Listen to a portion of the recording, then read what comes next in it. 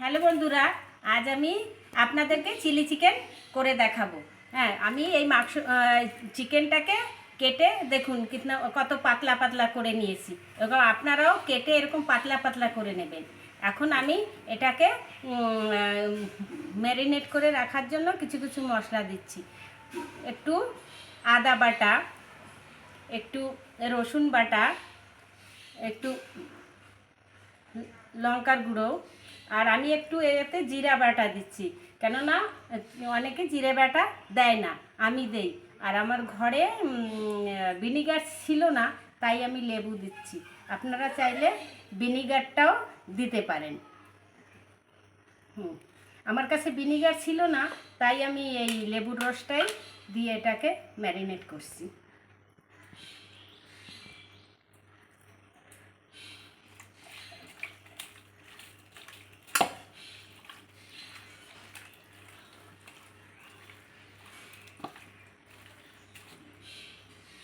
আর একটু দিয়ে দেবেন লবণ, সঙ্গে গোলমরিচের গুঁড়ো।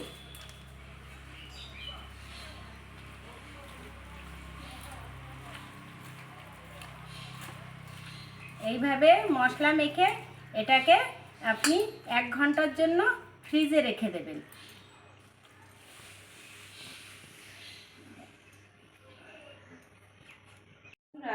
এক ঘন্টা পরে আমি এটাকে ম্যারিনেট করতে দিয়েছিলাম। 1 ঘন্টা পরে এটাকে আমি বের করে নিয়ে এসেছি। এখন এটাকে একটা ডিম ফুটিয়ে দিলাম, ডিমটা ফেটিয়ে দিয়েছি, আর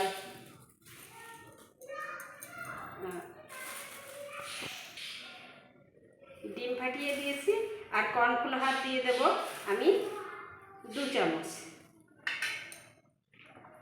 ভালো করে এটাকে ফেটিয়ে নিতে হবে।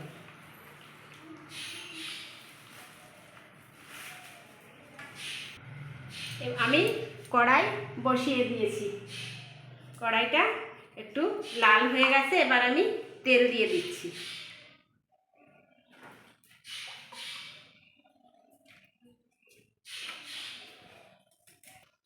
যতক্ষণ তেলটা গরম হবে ততক্ষণই এটাকে আমি ভালো করে ফেটিয়ে নিচ্ছি।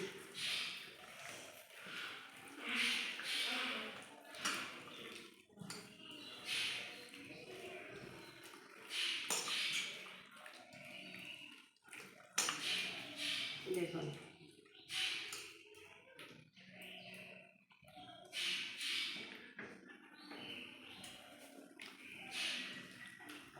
এখন আমি একটা একটা করে ছেড়ে দিচ্ছি।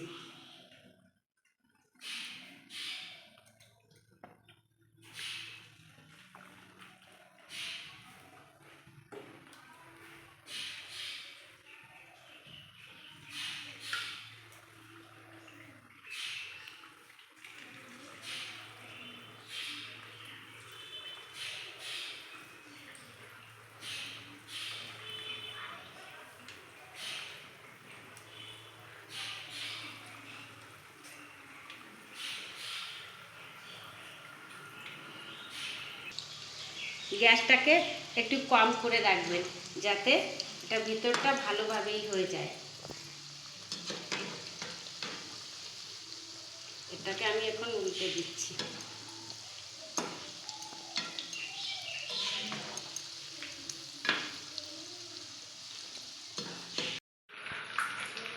দেখুন, আমি এটাকে লাল লাল করে ভেজে নিয়েছি। এইভাবে লাল লাল করে ভেজে নেবেন।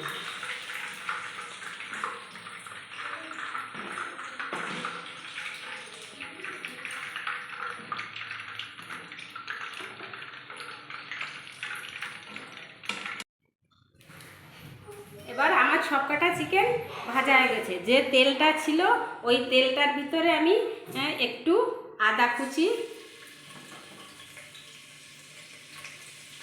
একটু রসুন কুচি দিয়ে দিচ্ছি। এটাকে একটু লাল লাল করে নেব।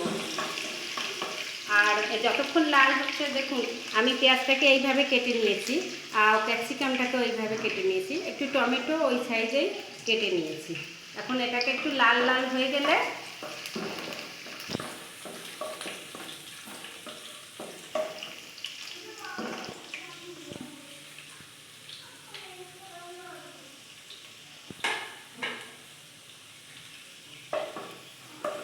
এই লাল লাল হয়ে গেছে দেখুন। লাল লাল হয়ে গেলে একটু রসুন বাটা, একটু আদা বাটা, একটু জিরার গুঁড়ো, লঙ্কার গুঁড়ো দিয়ে এটাকেও আমি একটু ভেজে নিচ্ছি। এটা একটু ভাজা ভাজা হয়ে গেছে, দেখুন তেল ছেড়ে দিয়েছে। এবার আমি এর ভিতরে দিয়ে দেবো ক্যাপসিকাম।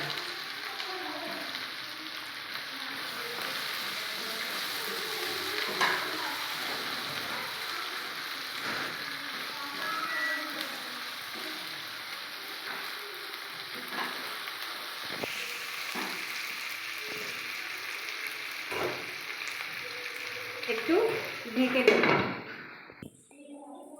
এবার আমি এটাকে একটু দেখে নেব। হ্যাঁ, এটা একটু যখন হয়ে যাবে হালকা, তখন আমি এখানে দিয়ে দেব পেঁয়াজটা।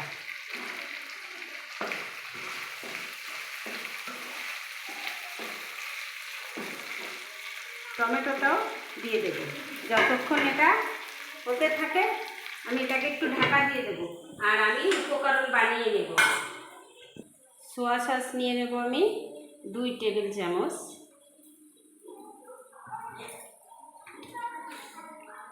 চিলি সস নিয়ে নেব 2 টেবিল চামচ,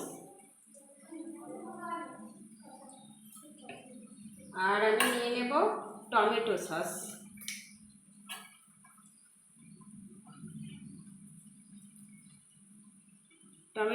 নিয়ে নেব আমি 3 টেবিল চামচ। সবকটাকে একটু জল দিয়ে মিশিয়ে নেব।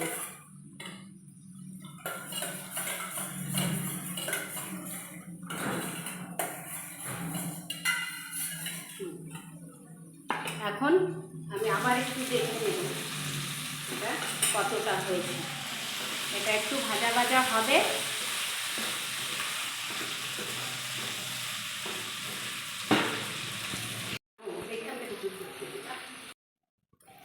এবার আমি খানিকক্ষণ করে দেখলাম, হ্যাঁ এটা হয়ে গেছে, সিদ্ধই হয়ে গেছে।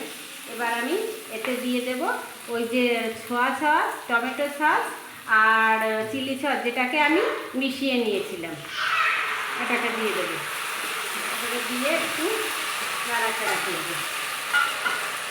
আর যে বাটিটায় আমি ওই ম্যারিনেট করে রেখেছিলাম, একটু কর্নফ্লাওয়ার লেগেছিলো, ওই বাটিটাকে ধুয়ে আমি একটু জল দিয়ে দেব। এটাকে আমি খানিকক্ষণ এটাকে ভাজতে দেব। এটাকে দেখুন একটু ভাজা ভাজা হয়ে গেছে। এবার আমি তো ইসের সময় ম্যারিনেটের সময় লবণ দিয়েছিলাম, তাই একটু অল্প করে দেবেন আপনারা, কারণ ম্যারিনেটের সময় লবণ দেওয়া ছিল তো। এটাকে এভাবে নাড়তে থাকবেন।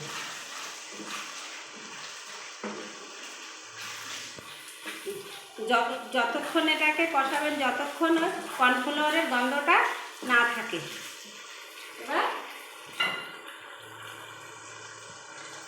ওই বাটিটা ধুয়ে একটু জল দিয়ে দিচ্ছি। এবার আমি জল দিয়ে দেব।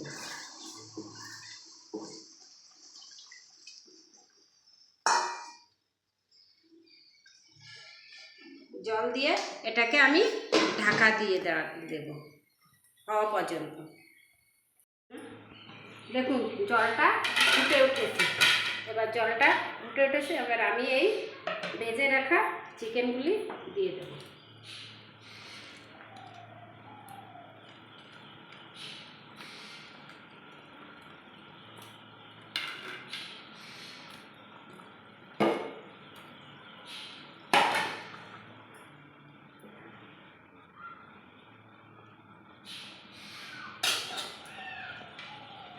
এটাকে খানিকক্ষণ হতে দেব। এবার ফিরে এসে ঢাকনাটা খুলে, হ্যাঁ হয়ে গেছে দেখুন আমার মাংসটা একদম ওকে। এখন আমি এই একটু গরম মশলার গুঁড়ো দেব। গরম মশলার গুঁড়োটা দিয়ে একটু এভাবে নামিয়ে এখন আমি গ্যাস থেকে চুলা থেকে নামিয়ে নেব।